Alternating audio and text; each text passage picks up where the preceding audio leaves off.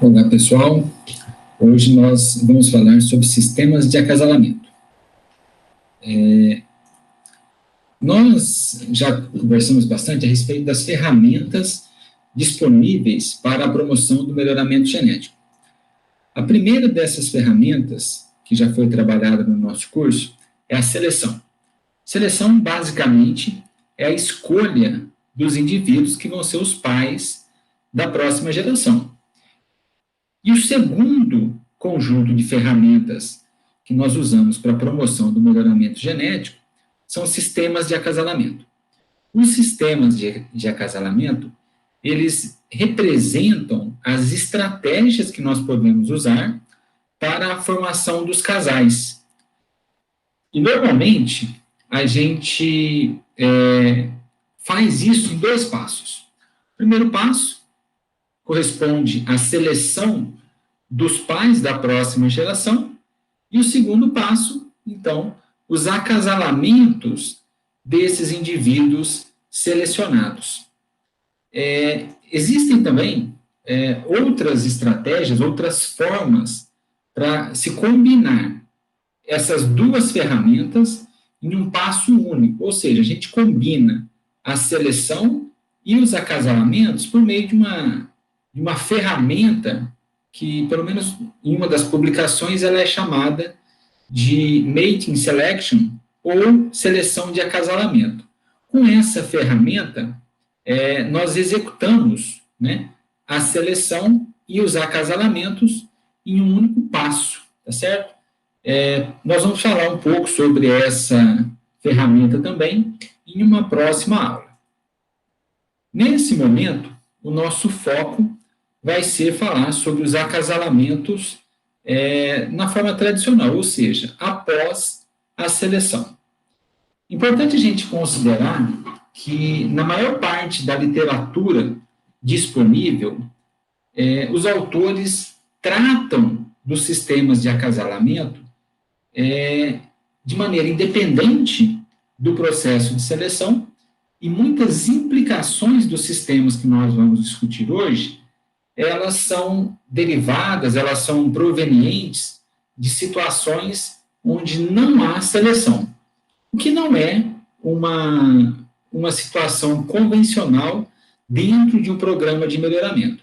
Então, nós vamos tentar discutir as implicações dos sistemas de acasalamento quando nós estamos trabalhando com animais selecionados, rebanhos comerciais, e também em situações onde os animais não foram selecionados, simplesmente para a gente fazer um paralelo e tentar entender um pouco melhor qual é o impacto do sistema de acasalamento. O primeiro sistema de acasalamento que eu queria falar para vocês é o sistema de acasalamentos ao acaso. Na verdade, é uma estratégia onde cada macho tem a mesma probabilidade de se acasalar com qualquer fêmea e vice-versa. Então, não há nenhum tipo de preferência ou de agrupamento entre machos e fêmeas. Todos os animais que são candidatos à reprodução, então, são colocados ou juntos, dependendo da espécie que se trabalha, ou simplesmente os casais são formados ao acaso. O segundo sistema de acasalamento que nós vamos falar é o sistema de acasalamento de semelhantes, tá? Nesse caso, os melhores machos são acasalados com as melhores fêmeas e os piores machos são acasalados com as piores fêmeas. É importante a gente deixar claro que esse termo pior que está sendo usado aqui nessa frase, ele se refere aos piores reprodutores dentro daquele grupo de animais que já foram selecionados, tá certo? Isso não implica, ou não, na verdade, não implica na necessidade de selecionar animais ruins para a reprodução. É simplesmente uma classificação dentro daqueles indivíduos, dentro daquele grupo de indivíduos que já foram selecionados para a reprodução. Então, nesse caso aqui, a gente tem um tipo de associação positiva, onde os melhores machos vão ser acasalados com as melhores fêmeas e, consequentemente, os piores machos com as piores fêmeas. E o terceiro sistema de acasalamentos que nós vamos falar hoje, ele é o acasalamento de dessemelhantes. Ele é, então, o oposto desse segundo sistema, e nesse sistema de dessemelhantes, nós acasalamos os melhores machos com as piores fêmeas e os piores machos com as melhores fêmeas. Sempre lembrando que essa definição de melhor e de pior, ela está associada com um grupo de animais que já foram pré-selecionados para a produção da próxima geração. É importante a gente deixar claro aqui que, do ponto de vista do melhoramento, e no termo que nós vamos falar hoje, sistemas de acasalamento são bastante diferentes, tá? De métodos de reprodução. Às vezes há uma certa confusão, e quando a gente fala de sistemas de acasalamento, algumas pessoas pensam em inseminação artificial, monta natural, fertilização in vitro, ou alguma outra biotécnica que nós fazemos referência apenas como métodos de cobertura ou métodos reprodutivos, tá? Do ponto de vista de melhoramento animal, o termo sistemas de acasalamento, ele se refere, então, às estratégias que nós usamos para formar os casais. Se a gente fosse representar graficamente esses três sistemas de acasalamento, nós teríamos isso aqui, ó. No sistema de acasalamentos ao acaso, está representado aqui em vermelho, ó, nós temos no eixo Y, tá, o valor genético dos grupos de fêmeas que são acasalados com os machos, e no eixo X nós temos os valores dos machos. Então, o que acontece? Ó? Dá para a gente perceber que, à medida que os pontos se deslocam para o lado direito, nós estamos falando de machos de melhores valores. Tá? Aqui o valor fenotípico, mas pode ser o valor genético também. E o que acontece? Não há nenhum tipo de associação do valor genético do macho com o valor genético do grupo de fêmeas que vai ser utilizado no acasalamento com esse macho, tá certo? Então, não há nenhum tipo de preferência ou nenhum tipo de prejuízo para determinado macho, porque os grupos, as médias dos valores genéticos ou dos valores fenotípicos das fêmeas que são acasaladas com cada macho são iguais. Tanto numa situação onde não há seleção dos reprodutores, quanto em situações onde os reprodutores acasalados são selecionados. Vocês vão ver na aula de hoje que a maior parte dos resultados que nós vamos apresentar, eles vão estar divididos numa seção onde os animais utilizados foram simplesmente uma amostra ao acaso da população, ou situações onde os animais que estão sendo acasalados, eles foram selecionados dentro de uma mesma população base dessa situação aqui, tá? Então, eu fiz um sistema de simulação, onde eu simulei uma população base, e a partir dessa população, nós fomos desenvolvendo as estratégias de acasalamento que nós vamos discutir hoje. Então, em um grupo, nós trabalhamos sem seleção, tá? Então, os animais são escolhidos casualmente, e no outro grupo, nós trabalhamos com animais selecionados. Dá para ver aqui, ó, que nesse grupo, os valores genéticos dos machos geralmente são maiores que os valores dos animais que fazem parte desse grupo aqui. Tá certo?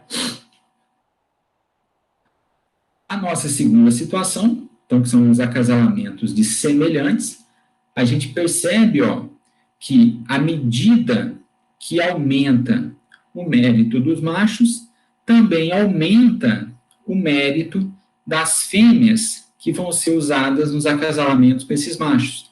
Aqui também, em verde, dá para a gente perceber que quanto maior for o valor do macho, maior vai ser o valor do grupo de fêmeas utilizada para o seu acasalamento.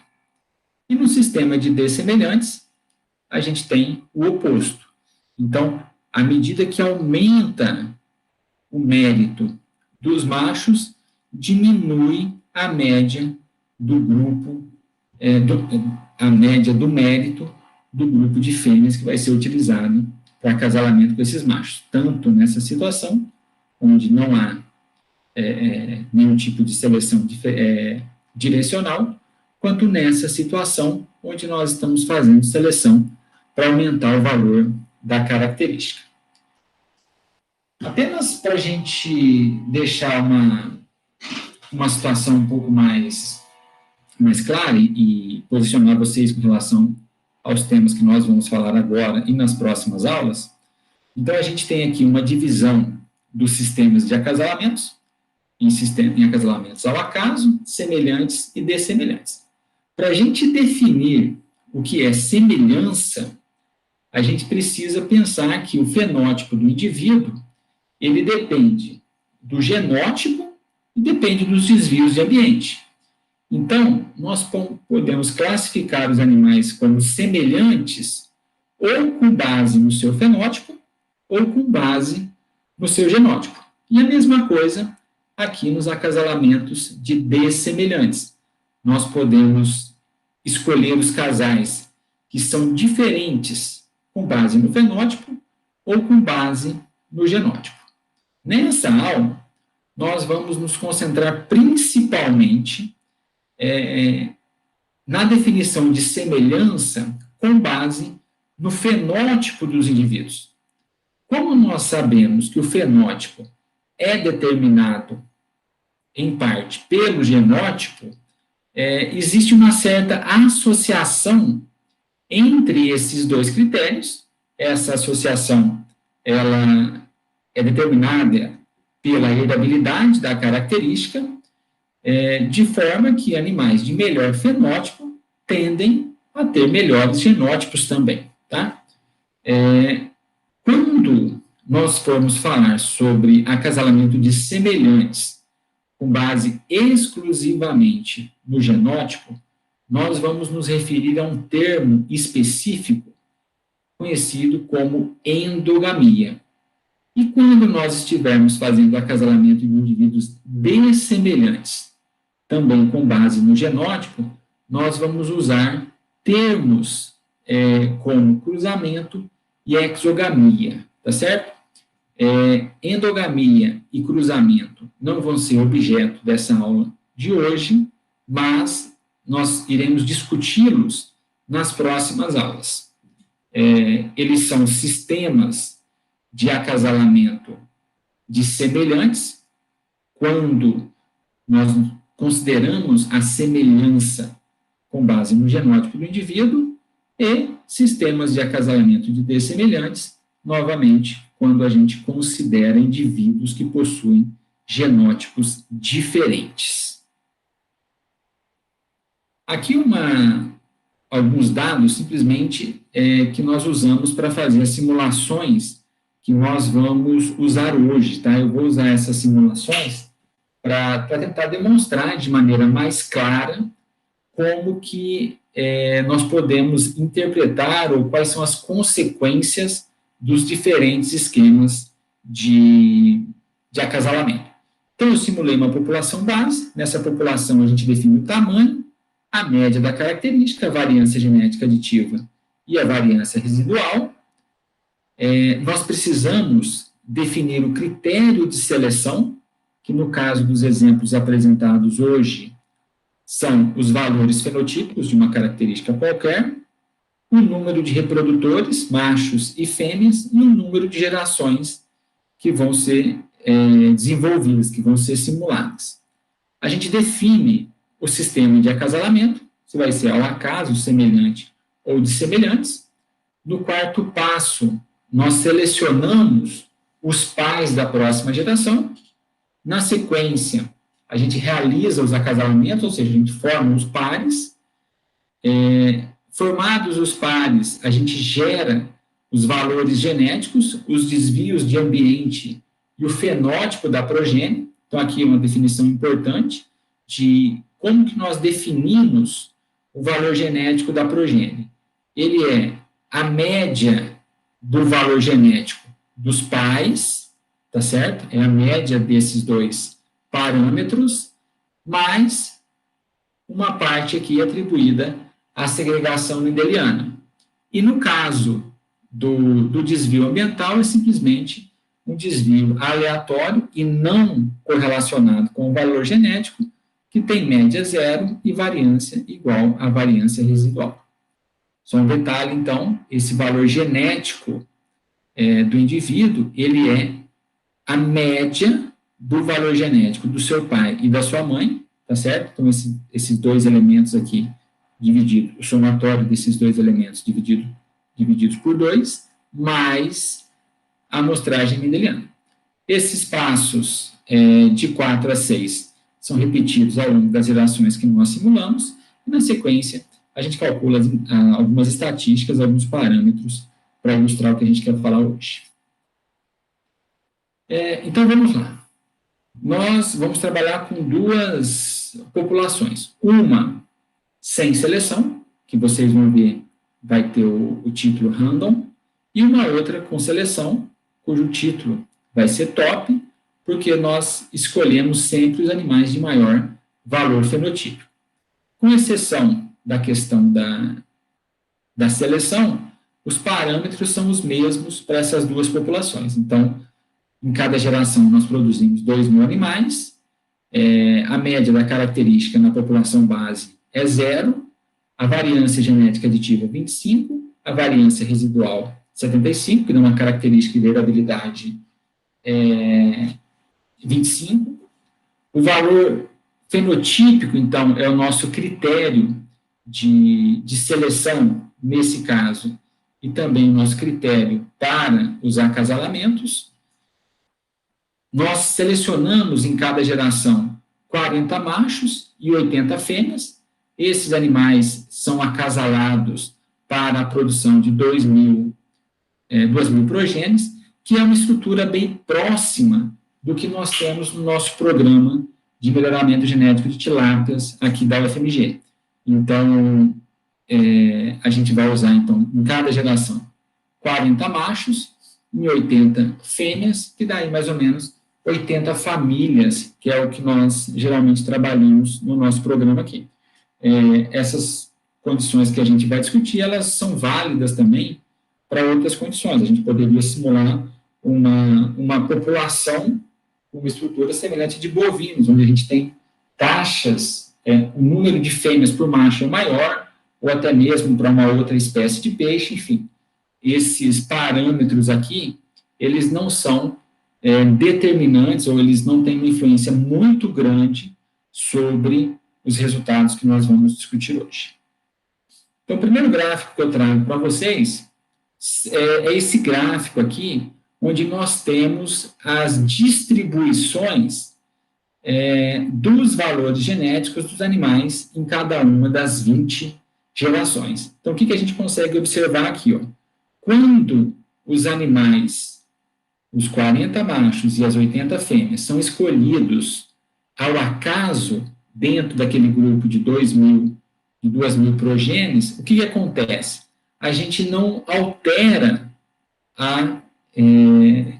muito a distribuição dos fenótipos. Como a gente faz uma escolha ao acaso, tá certo? Então, a população não evolui, independente do sistema de acasalamento que nós estamos trabalhando. Aqui, cada linha é um sistema de acasalamento, Na primeira linha, nós temos os acasalamentos ao acaso, na segunda, os acasalamentos de semelhantes, e na terceira, o acasalamento de dessemelhantes. Na primeira coluna, aquela população onde os reprodutores são escolhidos ao acaso, e na segunda coluna, aquela situação onde nós escolhemos os reprodutores com os maiores valores fenotípicos para essa característica que nós simulamos. Então, o que a gente percebe?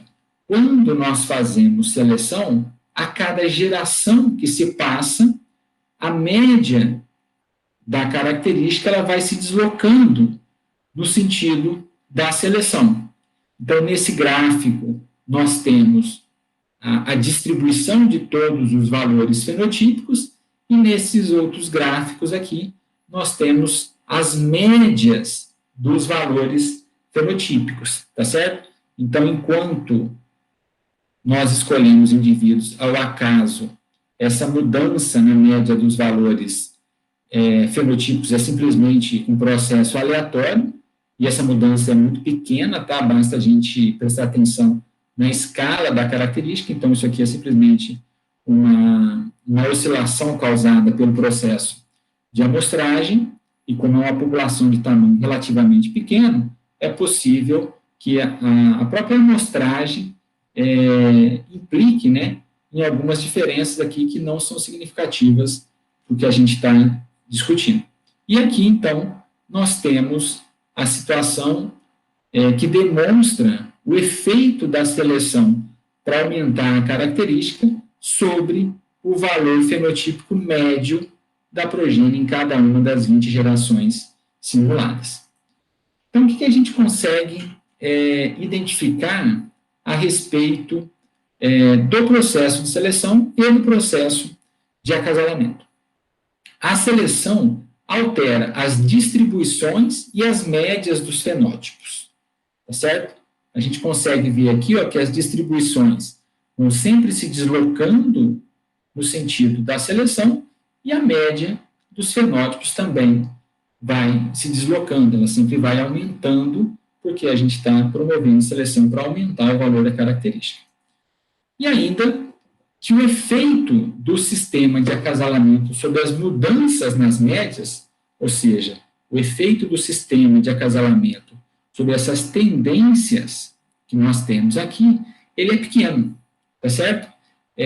Seriam necessárias muitas gerações de seleção para a gente identificar alguma diferença significativa na evolução que nós teríamos usando um método ou outro. Só que pensando numa característica ou numa espécie com intervalo de geração curto, ou até mesmo uma espécie evoluindo ao longo do tempo, o número de gerações que nós temos, de fato, pode ser bastante grande, e os sistemas de acasalamento podem trazer diferenças e podem ter impacto sobre as decisões que a gente toma dentro de um programa de melhoramento animal. Vamos ver alguns outros parâmetros. Nesses gráficos aqui, nós temos os valores das variâncias dessa característica simulada. Aqui a gente tem um efeito bastante significativo do sistema de acasalamento, e também um impacto grande a respeito da execução da seleção. O que acontece? Então, nesse primeiro pedaço aqui, ele representa a evolução das variâncias na ausência de qualquer tipo de seleção direcional, tá certo? Então, a gente não pretende, é uma situação hipotética, teórica, na qual nós não pretendemos aumentar o valor da característica. Então, o que acontece nesse caso? Na ausência da seleção, a utilização do acasalamento de semelhantes aumenta a variabilidade na população. Por quê? Porque aumenta a frequência de fenótipos extremos. Então, o que acontece? Lembrando, é uma situação onde nós não fazemos seleção direcional. Então, no grupo de machos e fêmeas que vão ser usados para reprodução, nós temos machos de valor genético alto e de valor genético baixo, e a mesma coisa para as fêmeas. E quando a gente acasala os machos bons com as fêmeas boas e os machos ruins com as fêmeas ruins, a gente sempre vai mantendo os extremos, tá? Ou seja, os animais de bons fenótipos e os animais de fenótipos ruins presentes na população. Então, é como se a gente tentasse aumentar ou formar subgrupos dentro da população que nós estamos trabalhando. E a consequência disso é um aumento da variabilidade da característica. Por outro lado, quando nós praticamos o acasalamento de dessemelhantes, nós promovemos uma redução na variabilidade, porque no acasalamento de dessemelhantes, os machos bons são acasalados com as fêmeas ruins, com o objetivo de produzir progênios com fenótipos intermediários. Então, nós aumentamos a frequência de fenótipos intermediários e diminuímos a frequência dos fenótipos extremos, e a população fica mais homogênea. E essa maior homogeneidade, ela é representada por uma redução na variabilidade observada, tá certo? Então, esse parâmetro, a variância, ele é um parâmetro importante, ele é um parâmetro chave para a gente determinar que tipo de acasalamento deve ser recomendado para cada situação. E nós vamos ver isso um pouco mais à frente. E uma outra observação, uma outra conclusão que nós podemos ter a partir da análise desses resultados é que a seleção direcional tende a reduzir a variabilidade da característica, tá certo? Ela tende a reduzir a variabilidade porque nós sempre eliminamos aqueles indivíduos de fenótipos desfavoráveis. O grupo de animais escolhidos para serem os pais da próxima geração é pequeno e sempre se perde um pouco de variabilidade a cada passo de seleção, tá certo? Então, a consequência disso, a gente observa aqui, que é uma redução da variabilidade independente do sistema de acasalamento que está sendo utilizado. Talvez algumas diferenças entre os sistemas de acasalamento só possam ser vistas a muitas gerações adiante, e nesse caso aqui, pelo menos até 20 gerações de seleção, elas não podem ser visualizadas. Aqui a gente tem uma situação interessante. Ó. Se nós pegarmos a distribuição dos fenótipos dos indivíduos que fazem parte da última geração selecionada, nós vamos ter isso aqui. Ó. Então, em verde, a distribuição dos fenótipos dos indivíduos que vieram da população acasalada usando o método de acasalamento de semelhantes, e em azul nós temos a população, a distribuição, né, dos fenótipos dos indivíduos, da população onde nós praticamos o acasalamento de semelhantes. Ó, isso aqui ilustra aquilo que nós falamos anteriormente. Quando a gente promove acasalamento de semelhantes, bom com bom, ruim com ruim, a gente acaba aumentando a frequência dos fenótipos extremos, tá certo? Isso pode ser bom porque a gente também aumenta a frequência de fenótipos bons, tá certo? Então, para quem tem interesse em escolher animais mais divergentes, promover o acasalamento de semelhantes pode ser uma boa alternativa simplesmente para aumentar a chance de fenótipos extremos. Obviamente, nós temos também o aumento da probabilidade de fenótipos desfavoráveis. Só que no programa de seleção, nós sabemos que esses indivíduos vão ser descartados e apenas esses serão usados como reprodutores. E aí, no caso dos acasalamentos de indivíduos dessemelhantes, nós temos aqui a demonstração de que a gente promove, de que a gente produz gerações mais homogêneas, ou seja, a base dessa distribuição dos fenótipos, ela é mais estreita, tá? Comprovando que quando nós promovemos acasalamento de dessemelhantes, há uma redução na variabilidade, há a produção de uma geração mais homogênea, tá certo? Também existem efeitos, tá, desse sistema de acasalamento sobre os coeficientes de endogamia ao longo das gerações. O que a gente pode observar? Quando nós promovemos acasalamento de semelhantes, então, nesse caso, a gente está falando de semelhantes com base no fenótipo. Só que, como o fenótipo também é determinado pelo genótipo dos indivíduos, falar que indivíduos que têm fenótipos semelhantes também implica em dizer que esses indivíduos têm genótipos semelhantes. E aí a gente consegue observar uma probabilidade um pouco maior, ou melhor, um aumento um pouco mais significativo do coeficiente de endogamia quando nós praticamos acasalamento de semelhantes, tá certo? Porque a gente vai acasalar aqueles indivíduos que têm fenótipos semelhantes e, consequentemente, têm genótipos semelhantes também. Isso tem algumas implicações, tá? Então, aqui, ó, o incremento do coeficiente de endogamia é maior quando praticam-se acasalamentos de semelhantes, está demonstrado aqui principalmente quando nós trabalhamos sem a execução de seleção direcional, mas a seleção, nesse caso, ela potencializa o efeito do sistema de acasalamento, porque quando a gente...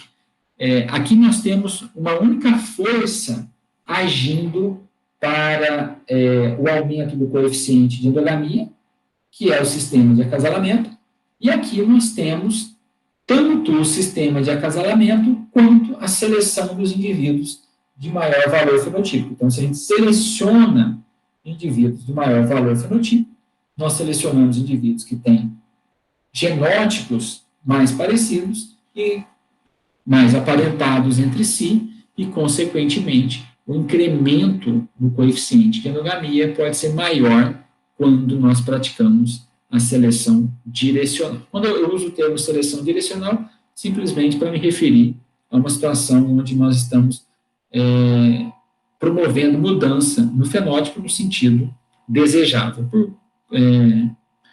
Por padronização, esse sentido desejável, no nosso caso, é simplesmente aumentar o valor da característica. E uma outra situação que acontece é que há um aumento da semelhança entre parentes, especialmente entre os pares pai e filho e irmãos completos, tá? Quando nós fazemos acasalamento de semelhantes, tá? Então, pais e filhos, eles se tornam mais parecidos. Por quê? Porque quando a gente faz acasalamento de semelhantes, então, a gente tem que lembrar que o pai é mais parecido com a mãe. Então, a semelhança entre pai e filho, ela é maior porque, além do pai transmitir metade dos seus genes para o filho, os genes que esse filho herdou da sua mãe também tendem a ser mais parecidos com os genes dos pais, porque o pai e a mãe são, diríamos, mais semelhantes, porque nós determinamos que os acasalamentos fossem feitos dessa forma, tá certo? Então, há um aumento da semelhança entre parentes, ao passo que quando nós fazemos o acasalamento de dessemelhantes, e aí a gente sempre escolhe pai diferente de mãe, com o objetivo de ter uma progênie mais homogênea, e isso faz com que essa progênie, ou que aí os pares, né, de pai e filho, ou irmãos completos, sejam menos semelhantes entre si do que no caso anterior. Bom, uma outra situação bem interessante que a gente normalmente obtém é predizer, né, o valor genético dos machos a partir do desempenho da progênie, tá certo? A gente sabe, por definição, que o valor genético de um animal é a média dos valores genéticos de seus pais, mais a segregação mendeliana, tá certo? E quando os acasalamentos são realizados ao acaso, então vamos nos lembrar, quando o acasalamento é ao acaso, e eu tenho, por exemplo, 40 machos para serem avaliados. Então, eu tenho 40 grupos de fêmeas que vão ser usados para testar esses 40 machos. O que acontece? As médias desses 40 grupos de fêmeas são muito parecidas, de forma que nenhum macho vai ser beneficiado e nenhum macho vai ser penalizado. Algumas oscilações acontecem, mas simplesmente por obra do acaso, mas os grupos de fêmeas são bastante homogêneos. E aí o que acontece? As diferenças nos valores genéticos dos filhos refletem diferenças nos valores genéticos dos pais. Isso fica bem mais claro nessa situação aqui, ó, tá vendo? Vocês estão vendo que os valores, né, do genético dos filhos, eles estão muito mais próximos dessa reta quando nós realizamos acasalamentos ao acaso, tá certo? Do que nos outros dois sistemas de acasalamento, e especialmente quando não fazemos seleção, tá? Então, por que isso aqui acontece? Olha só, a média do valor genético dos filhos é a média do valor genético de seus pais mais a média da segregação mendeliana. A média da segregação mendeliana, ou a sua esperança, é igual a 0, tá certo? Então, quando um macho é acasalado com um grupo de fêmeas escolhidas ao acaso, a média dos valores genéticos de seus filhos é a metade do valor genético do pai, já que a média do valor genético do grupo de mães é igual a 0, tá certo? Então, o que acontece? Então, nesse caso aqui, ó, o coeficiente de inclinação dessa reta, ele é 0,5, tá certo? Por quê? Porque os valores em Y representam, na verdade, metade dos valores em X, tá certo? Então, analisando isso aqui e interpretando um pouco essa questão que nós discutimos, a gente consegue perceber que quando há interesse em se fazer a avaliação de reprodutores, é interessante que esses reprodutores sejam uma amostra do grupo de reprodutores da população que se deseja testar, e a mesma coisa com as fêmeas, tá certo? Só que, na prática, a gente sempre está realizando seleção. Então, essa aqui, ó, sempre é a situação mais realista, e a gente está vendo que, nesse caso, não é possível predizer o valor genético dos machos sem viés, levando em consideração apenas o valor genético dos filhos. Então, a gente precisa lançar a mão de um método de avaliação genética que corrija, tá certo? Os valores genéticos dos animais avaliados, dos machos, no caso, em função das médias dos valores genéticos dos grupos de fêmeas. Ou seja, nós precisamos, né, usar métodos que consideram conjuntamente a genealogia, as condições de criação, e hoje o modelo animal, que a gente discute com bastante frequência, são modelos mais acurados, são modelos mais adequados para se fazer a avaliação genética, independentemente se nós estamos trabalhando com uma população de machos e de fêmeas selecionados ou não, ou até mesmo independente do sistema de acasalamentos. A gente já tem alguns trabalhos que mostram que o modelo animal é eficiente para fazer a avaliação genética dos reprodutores em situações com seleção, em situações onde os acasalamentos não são ao acaso, e esse método, então, ele sempre deve ser preferido para a realização das avaliações genéticas. Esses resultados aqui, vocês vão ver muito em alguns livros mais antigos, alguns livros mais clássicos de melhoramento, onde eles falavam, onde eles demonstravam que era possível avaliar um reprodutor de maneira não viesada quando esses reprodutores eram acasalados com fêmeas provenientes de uma população base não selecionada e quando essas fêmeas eram alocadas de maneira casual para cada um dos machos testados. Tá?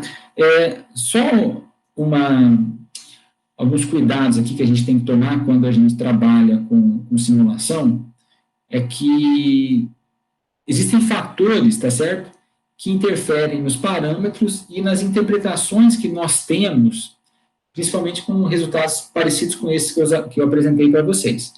Então, as variâncias que a gente considera, as herdabilidades, o tamanho da população, a intensidade de seleção, a relação macho e fêmea e o número de gerações que nós consideramos no processo de seleção, eles podem ter efeitos maiores ou menores, tá certo? Dependendo do fator, sobre os parâmetros que a gente está utilizando. Então, sempre é importante, quando a gente trabalha com simulação, fazer várias replicadas do processo de simulação até que a gente tenha parâmetros que, de fato, são seguros e que podem ser usados para a interpretação dos resultados. Tá?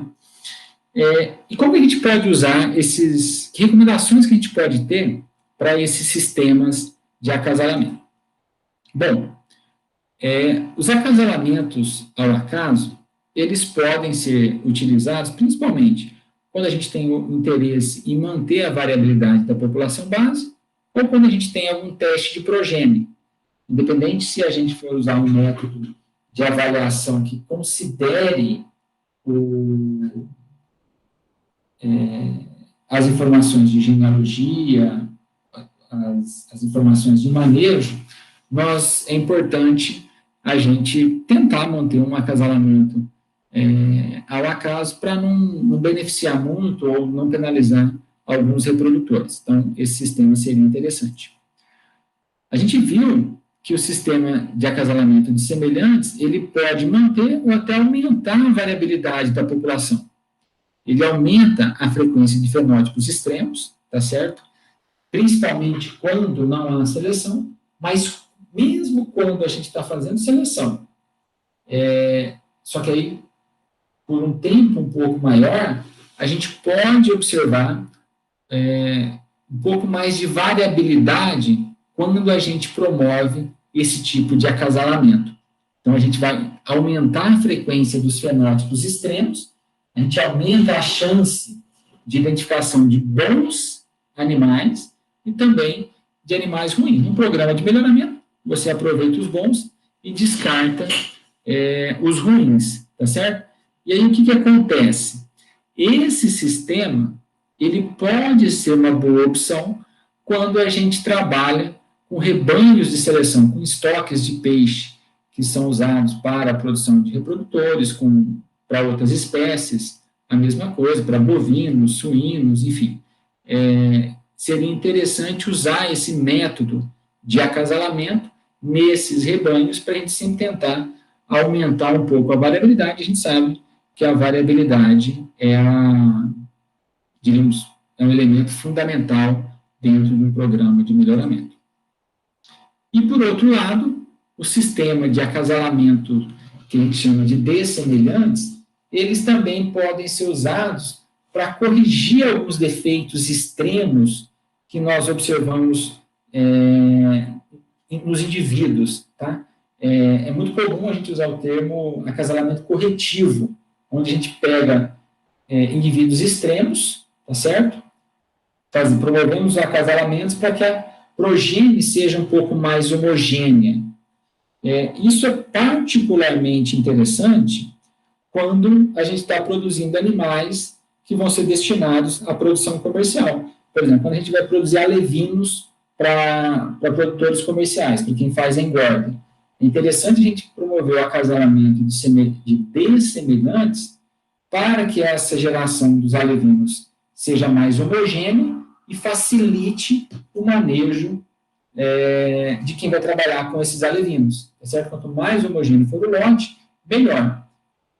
Se isso é bom para quem vai usar os animais para produção comercial, lotes mais homogêneos não são interessantes quando a gente pretende realizar a seleção, simplesmente porque são lotes com menor variabilidade e podem limitar o progresso genético. Aqui eu vou falar um pouco de alguns fatores para vocês que podem comprometer a execução desses acasalamentos planejados. A gente tem algumas situações aqui no nosso programa de melhoramento de peixes, e também vou compartilhar algumas situações que podem acontecer em outras espécies, que chamam a atenção e que precisam ser consideradas, né, quando a gente, como técnicos, planejamos os acasalamentos e não necessariamente somos aqueles que vamos colocar os animais em reprodução. Então, olha só, alguns casos particulares que a gente tem aqui com peixes. Às vezes, como a gente trabalha, como a gente não trabalha com sobreposição de geração, diferenças entre os sexos com relação à idade e à puberdade podem impedir com que os acasalamentos planejados sejam executados. Às vezes o macho está pronto para a reprodução e as fêmeas não estão. E às vezes acontece o contrário também. Então, eu planejo o acasalamento, mas na hora de executá-lo, ou o macho está púber e as fêmeas não estão, e aí eu não consigo produzir a progênie. Problema de fertilidade. Esse problema ele pode acontecer em qualquer espécie, tá certo? Mas às vezes os animais estão ciclando, mas não são férteis de alguma forma, ou tem os espermatozoides têm muitos defeitos, não consegue fazer a fertilização por algum problema de ordem reprodutiva, ou relacionado com a puberdade, ou relacionado com a própria fertilidade dos animais. Uma outra situação que a gente tem aqui também nos grupos de peixes é brigas dentro dos casais, tá? Nesse caso, como a gente faz uma avaliação frequente dos animais na fase de reprodução, a gente às vezes identifica alguma fêmea com algum sinal de alguma briga, de algum conflito dentro do grupo de acasalamento, a gente tem que tirar, a gente não deixa os animais brigando, então a gente precisa, isso aqui acontece, assim, talvez vários fatores levem a isso, na prática a gente tem que tomar cuidado para que isso não prejudique as taxas reprodutivas. Manejo inadequado, às vezes a gente pode ter manejo de arraçoamento errado, a gente pode ter manejo de água errado, às vezes a temperatura não está correta, então aí os animais não entram em reprodução, então a gente tem que evitar esse tipo de problema para que aquilo que a gente planejou do ponto de vista de melhoramento genético consiga, de fato, ser executado. A gente tem problemas, às vezes, na identificação dos animais, porque a gente trabalha com um grupo bem grande de indivíduos. E no momento de formação dos casais, no caso do peixe, eu tenho que passar uma leitora, identificar o chip, o número do chip que o animal está portando, e lá na ficha verificar em qual APA aquele animal vai ser distribuído, e esse problema, às vezes, isso não é tão fácil de lidar na prática. Então, às vezes, o problema de identificar pode ser um problema simples, mas pode causar alguns erros, tá? Algumas falhas no processo de melhoramento. A gente planeja o acasalamento, mas não consegue executar. Isso é muito comum, tá? E, às vezes, até mesmo uma questão de deficiência de estrutura física. A gente mostrou aqui, nessa simulação, nós trabalhamos geralmente com um macho para 2 fêmeas. Eu preciso ter estruturas separadas para promover todos esses acasalamentos. Então, eu tenho que ter pelo menos 40 estruturas para colocar um macho com as 2 fêmeas. E, às vezes, nem todo programa tem isso disponível, tá certo? Então, própria deficiência na estrutura física pode impedir a execução de alguma atividade planejada. Outras espécies, aí uma particularidade, principalmente para bovinos, às vezes a gente planeja o acasalamento, mas você não tem material genético disponível, você não tem sêmen convencional, você não tem sêmen sexado, às vezes o sêmen não tem uma fertilidade boa, então você não consegue executar o acasalamento, tá?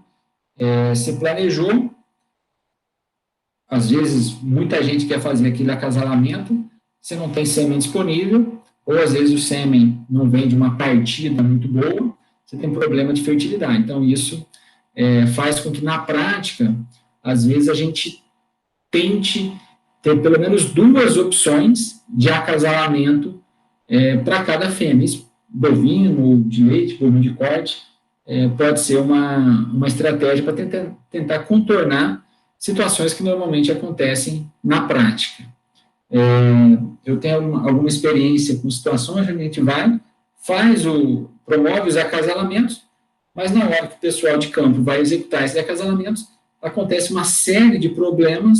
A hora que você vê a ficha que você planejou e a ficha que de fato foi executada, são acasalamentos bastante diferentes, e ninguém gosta, né, como técnico, de planejar um acasalamento e depois não ter isso executado de maneira adequada. Uma outra coisa que às vezes acontece, e aí também particularmente para bovinos, quando você tem situações onde algumas características que não foram consideradas nos acasalamentos podem causar problema, tipo morfologia ou pigmentação. Às vezes, em algumas raças onde a pigmentação é importante, os criadores preferem animais com determinada pigmentação. Você sabe que um macho com uma pigmentação mais fraca, você não pode usar ele com uma fêmea que também não tem uma pigmentação tão forte, sob o risco, né, de você ter um produto despigmentado que não vai ser registrado na associação ou que vai expressar uma pigmentação que não é valorizada pelo mercado. Então, essas situações, às vezes, acontecem na prática e a gente tem que estar preparado, a gente tem que tentar minimizar esses problemas para que, de fato, aquilo que nós planejamos seja executado. A regra, tá certo? É sempre essa, planejar para evitar problemas. A gente tem que planejar o processo de seleção, planejar o processo de acasalamento e tomar cuidado com todas as fases, com todas as etapas. O processo de melhoramento, ele envolve muitos passos, envolve muitas pessoas, muitos atores, e todo mundo tem que estar sincronizado para que a gente consiga, de fato, executar aquilo que a gente quer. Bom, nas próximas aulas, então, a gente vai aprofundar um pouco mais, né, em endogamia e cruzamento, que são particularmente 2 sistemas de acasalamento. Aqui um sistema de acasalamento de semelhantes, né, com base no genótipo, e aqui um sistema de acasalamento de dessemelhantes, também com base no genótipo. Então, são situações particulares, específicas e bem importantes disso que nós vimos hoje, e talvez a gente vai falar um pouco sobre seleção de acasalamentos em alguma oportunidade também. Aqui tem uma lista de materiais que podem ser usados, né, para verificar um pouco mais sobre isso que nós falamos hoje, e, obviamente, vocês podem encontrar esse conteúdo em outros textos, mas sempre tomem o cuidado de achar bons materiais, referências bem seguras. Tá certo? Pessoal, obrigado.